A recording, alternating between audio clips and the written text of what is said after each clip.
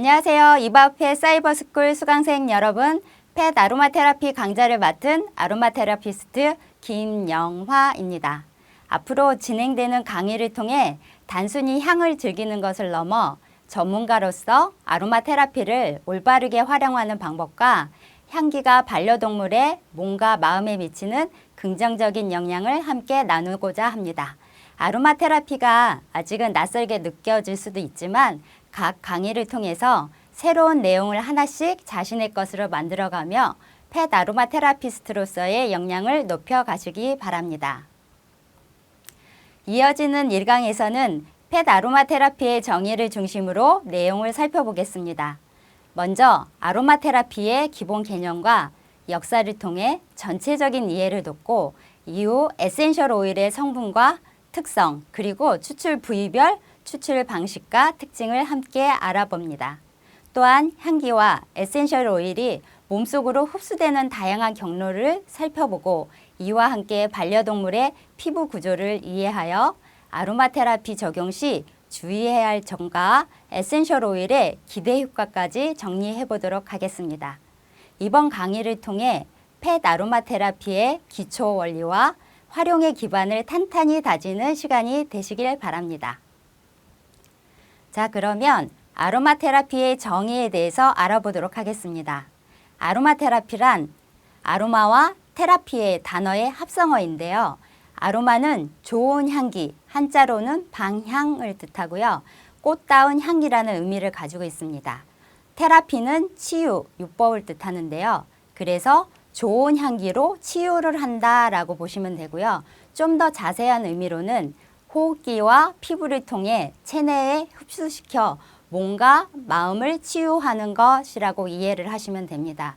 이 아로마 테라피 용어의 사용은 프랑스의 화학자 르네 모리스 가트보세라는 분이 처음 사용하게 되었습니다.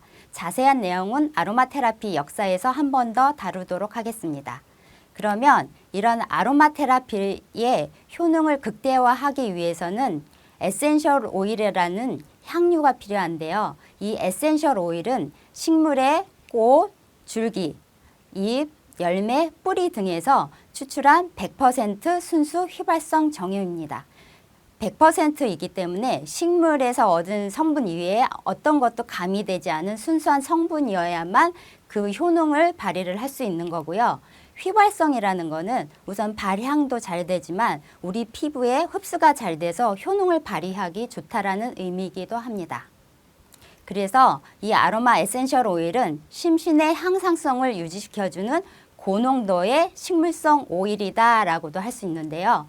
여기에서 항상성이라는 것은 우리가 건강한 상태로 오랫동안 유지시켜주는 그 상태를 말하는 건데요. 우리가 더웠을 때 땀을 흘려서 몸의 체온을 조절하고 추웠을 때 몸을 웅크리는 그런 동작만으로도 체온 유지가 되는데요. 이렇게 체온 유지 등을 해주는 거를 항상성이라고 할 수가 있습니다. 항상성이 깨지면 면역력이 깨졌다라고 볼 수가 있죠. 그래서 아로마 에센셜 오일은 이런 항상성을 유지시켜주는 중요한 역할을 해주는 향기 오일이라고 보시면 됩니다. 자, 그러면 아로마 테라피 역사에 대해서 알아보도록 하겠습니다. 우선 고대 역사부터 알아볼 건데요. 기원전 3000년경부터 이집트에서는 향유를 종교 의식과 미이라 제작 시에 방부제로 사용을 했고요. 의학 및 미용 분야에 다양하게 사용을 했습니다. 그리고 세계 최초의 향수인 키피를 만들었었는데요. 그 성분이 미르, 시나몬, 주니퍼 베리 등 16가지 향료를 가지고 만들어 쓴 기록이 있습니다. 또한 중국과 인도에서도 기원전 2800년경부터 사용되어졌는데요. 중국의 황제 내경에 보면 다양한 질병 치료에 향료를 사용한 기록이 남아 있고요. 인도에서는 아유르베다라고 해서 전통 의학에 현재도 아로마 오일을 사용을 하고 있습니다. 그리고 아로마 테라피를 널리 발전시키는 데 큰 공헌을 한 인물이 있는데요. 페르시아의 의사인 이븐 시나라는 분이 있습니다. 이분은 장미수 추출법을 발전시켜서 향유 추출을 하는 기술을 크게 향상을 시켰습니다. 현재도 수증기 증류법이라고 해서 다양한 허브들에서 에센셜 오일을 추출하는 방법을 이븐 시나가 개발을 한 거죠. 그래서 에센셜 오일의 발전에 많은 기여를 했다라고 보시면 됩니다. 자, 그러면 유럽의 아로마 테라피 역사에 대해서 살펴보도록 하겠습니다. 그리스의 히포크라테스는요, 향기로운 목욕과 마사지를 건강 유지의 핵심으로 강조를 했었고요. 또 허브 식물로 약물을 만들어 제조하기도 했습니다. 또한 책을 통해서 향유의 치료 효과를 널리 알리는 데 공헌을 하기도 했습니다. 그리고 로마 제국을 보면 향유를 목욕이나 마사지, 상처 치료 등에 활용을 했는데요. 로마 군인들은 전투 후에 상처 회복을 위해서 향유를 사용하기도 했습니다. 그리고 프랑스를 살펴보면 특히 지중해랑 가까운 그라스 지방에서 발전을 했는데요. 처음에는 가죽 냄새를 없애기 위해 향기 나는 식물을 심고 식물로부터 향을 채취해 사용하게 되었습니다. 이런 다양한 허브들을 이용해서 향수를 제조하는 방법이 늘어났고요. 이로 인해서 향수 제조를 할 수 있는 향료 회사들이 많이 생겨나게 됐습니다. 그래서 현재 프랑스에서 나온 향수들이 굉장히 인기를 얻고 있는 거죠. 자, 그러면 아로마 테라피를 체계화시킨 현대 인물들을 살펴보도록 하겠습니다. 프랑스의 화학자 르네 모리스 가트포세가 있는데요. 이분은 실험 중에 손에 화상을 입어서 주변에 라벤더 오일통에 손을 담그는 일이 있었는데 맹물에 담갔을 때와는 다르게 손 안으로 무언가 스며드는 느낌이 들면서 치유되는 느낌을 받았다고 합니다. 그리고 나중에 보니 손에 화상 자국도 남지 않고 이런 경험을 통해서 아로마 에센셜 오일이 분명 어떤 효능을 가지고 있다는 확신을 가지고 연구를 많이 하셨고요. 그래서 아로마 테라피라는 용어를 처음 사용하게 되었습니다. 그리고 오스트리아 출신의 생화학자인 마그릿 모리 여사는 이 개인 맞춤형 향유를 마사지 기법에 사용을 하였는데요.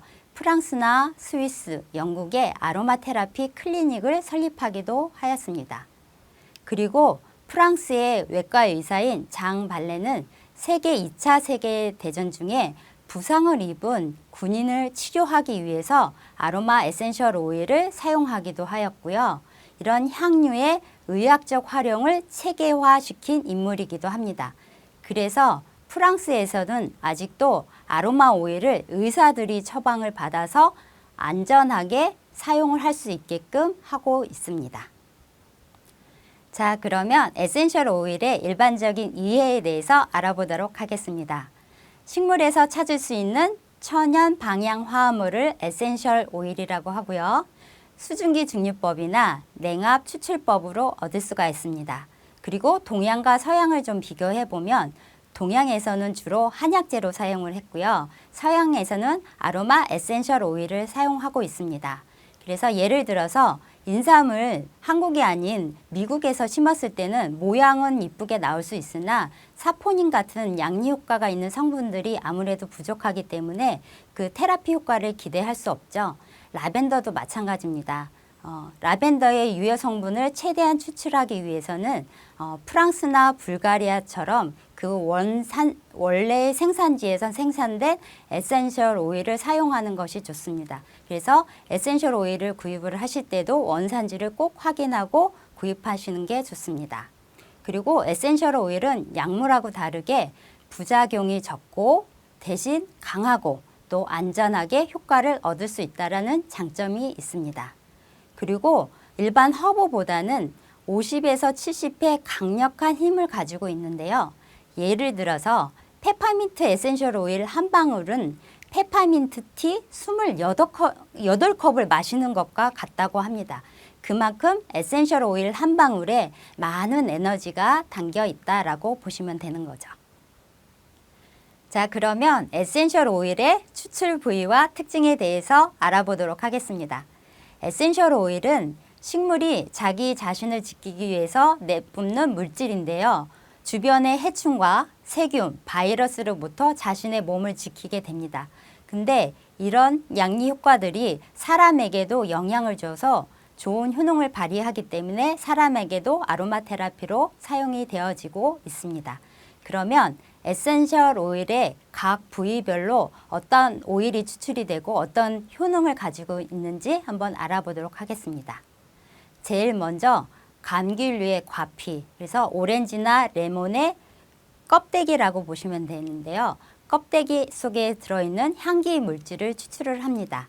그 효능으로서는 기분을 상승시키고 행복감을 주는 향이라고 볼 수 있고요.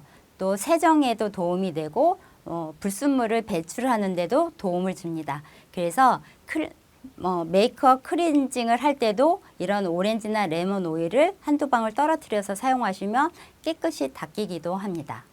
그리고 나무 줄기를 살펴보면 나무 줄기에서 추출된 오일들은 샌달우드, 시더우드처럼 우드라는 이름이 뒤에 붙어 있죠. 이런 우드 같은 경우에는 근골격계를 좀 튼튼히 해주는 역할도 하고요. 비뇨 생식계를 건강하게 해주는 역할도 합니다. 그리고 우리의 몸의 보습력과 항산화 능력을 높여주는 역할을 하기도 하고요. 그리고 수지라는 것이 있는데요. 영어로는 레진이라고 합니다. 이것은 나무에 상처를 냈을 때 그 상처를 치유하기 위해서 내뿜는 물질입니다. 한국에서는 송진 같은 걸로 알려져 있는데요. 대표적으로 모략이 미르고요. 유향이 또 프랑킨센스라고 불려지고요. 또 코파이바라는 아로마 오일이 있습니다. 이런 아로마 오일들은 마음을 진정시켜주는 역할도 하지만 제일 먼저 상처 치유 능력이 굉장히 뛰어나고요. 보습력도 뛰어나고 호흡기계도 뛰어나고 신경 안정에도 도움이 되는 좀 팔방미인 같은 그런 역할을 해줍니다. 그리고 뿌리 부분에서도 에센셜 오일이 추출이 되는데요. 이런 베티버 같은 오일들이 추출이 되는데 그 효능을 보면 신경계를 강화시켜줍니다. 좀 불안증 같은 것도 완화시켜주면서 몸속의 나쁜 것들의 배출에 도움을 주기도 합니다. 그리고 열매의 씨앗, 그 허브의 씨앗에서도 추출이 되는데요. 펜넬이라든지 주니퍼 베리 이런 식으로 무슨 씨앗에서 나온 것들은 아무래도 그 효능을 보면 소화도 촉진이 되지만 순환에 굉장한 도움을 줍니다. 그래서 불순물을 배출을 시킨다든지 순환이 잘 되게 해서 부종이 생기지 않게 해준다든지 라는 그런 역할들을 좀 잘 해주고요. 그 다음에 꽃에서 추출이 되는데요. 꽃에서 추출되는 아로마 에센셜 오일은 대부분이 좀 고가죠.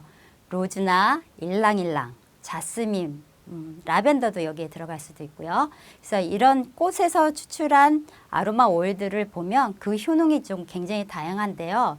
우선은 여성 호르몬을 정상적으로 분비시켜줘서 피부를 탱탱하게 해준다든지 보습력이 좋게 해준다든지 마음이 불안정할 때 평화롭게 해준다든지 다양한 심리적으로나 신체적으로 다양한 영향을 주는 아로마 에센셜 오일이기도 합니다. 그리고 마지막으로 이파리에서 추출한 허브들이 있는데요. 일반적으로 유칼립투스, 로즈마리 이런 것들 많이 알고 계시죠? 이런 것들에서 추출한 에센셜 오일의 효능은 호흡기를 굉장히 튼튼하게 해줍니다. 그래서 감기나 코로나 바이러스 같은 거에 좀 면역력이 생길 수 있게끔 도와주는 게 잎에서 나온 아로마 에센셜 오일이라고 보시면 되고요.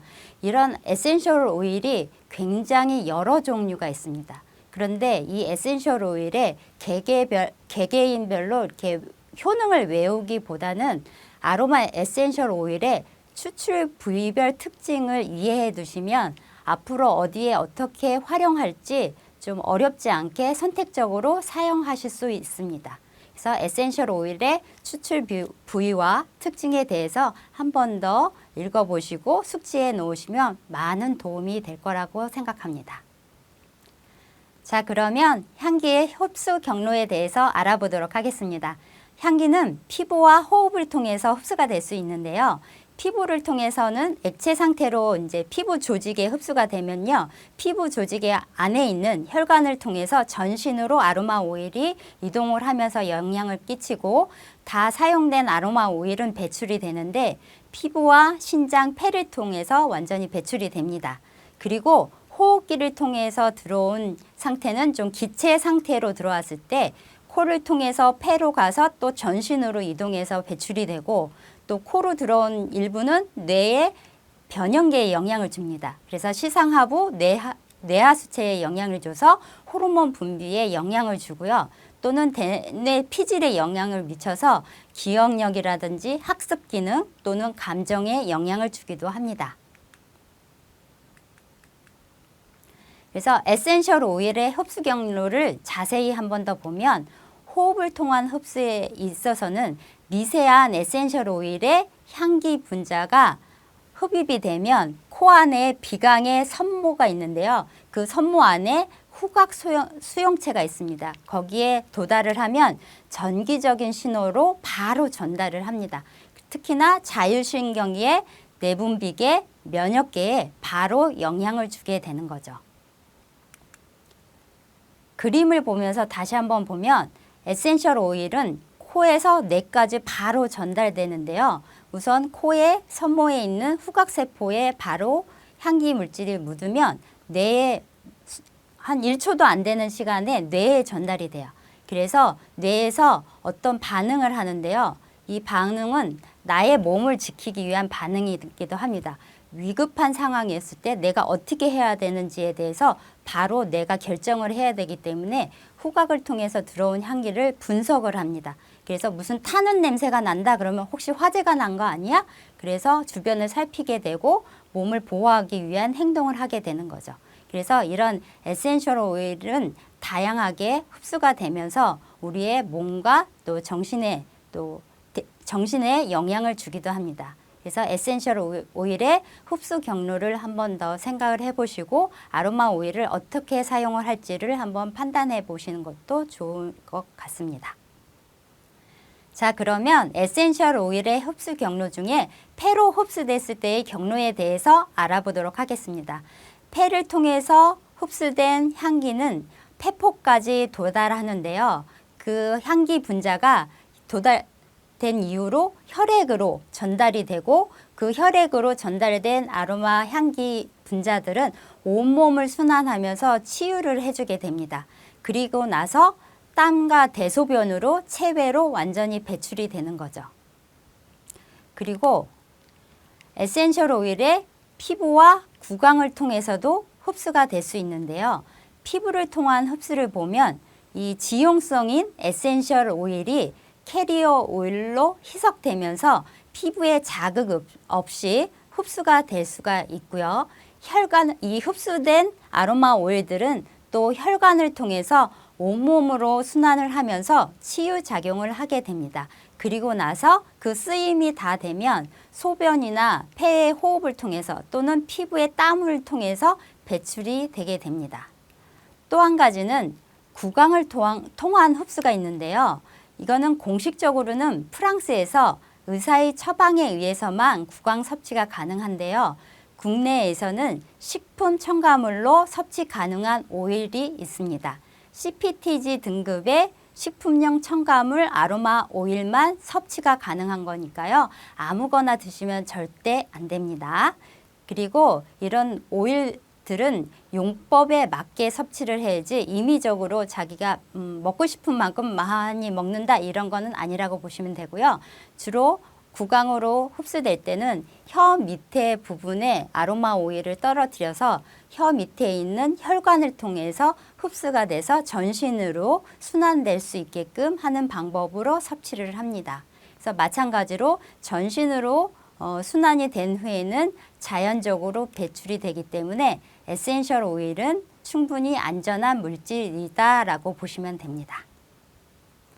그러면 에센셜 오일의 기대 효과에 대해서 한번 알아보도록 하겠습니다. 몸과 마음으로 저희가 그 테라피 효과를 기대할 수가 있는데요. 우선은 몸에서는 쉽게 반응이 일어납니다. 시원한 호흡을 할 수 있다라든지 통증이 완화됐다라든지 또는 불면증이 심했는데 충분하게 편하게 수면을 취할 수 있다라든지, 또는 피부에 적용을 했을 때 피부 미용에 도움을 줄 수도 있고요. 소화 능력을 촉진시키기도 합니다. 또는 다이어트용으로 지방 분해를 해주는 역할을 하기도 하고요. 두피나 모발에 영향을 주어서 탈모 예방에 도움이 되기도 합니다. 그리고 중요한 역할 중에 하나가 면역력 증진입니다. 그리고 우리 몸의 항상성을 유지시켜주기 위한 호르몬 밸런스를 조정을 해주고요. 구강의 건강에도 도움을 줍니다. 또 이거 아로마 오일이 마음에는 어떤 영향을 미치는지 알아보도록 하겠습니다. 마음에는 우선은 행복한 마음이 들고 불안한 마음이 진정이 되고 안정이 되기도 하고요.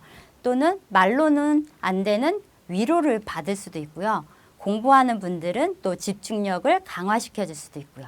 그래서 기분 전환, 동기부여, 때로는 격려와 용서를 아로마 오일로서 받을 수도 있습니다. 자, 그러면 반려견의 피부 구조에 대해서 알아보도록 하겠습니다. 반려견은 사람하고 다르게 3계층으로 이루어져 있는데요. 표피, 진피, 피하지방층으로 이루어져 있습니다. 표피는 가장 넓은 부위이기는 하나 외부로부터 세균과 바이러스로부터 자기 몸을 지켜주는 방어 역할을 해주는 중요한 부분이고요. 또 내가 가지고 있는 수분이 몸 밖으로 증발하는 것을 막아주는 역할을 해주기도 합니다. 그리고 진피, 진짜 피부라는 뜻의 진피가 있는데요. 이 진피 안에는 많은 혈관이 있어서 영양 공급을 받을 수도 있고, 또 피지선이 있어서 피지를 분비하기도 하고, 콜라겐과 엘라스틴이 존재하기 때문에 몸의 탄성을 유지를 시켜줄 수도 있습니다. 그리고 피하지방층이라고 있는데요. 피하지방층은 체온 유지를 해준다든지 외부로부터 충격을 받았을 때 장기를 보호해주는 그런 역할을 해주기도 합니다.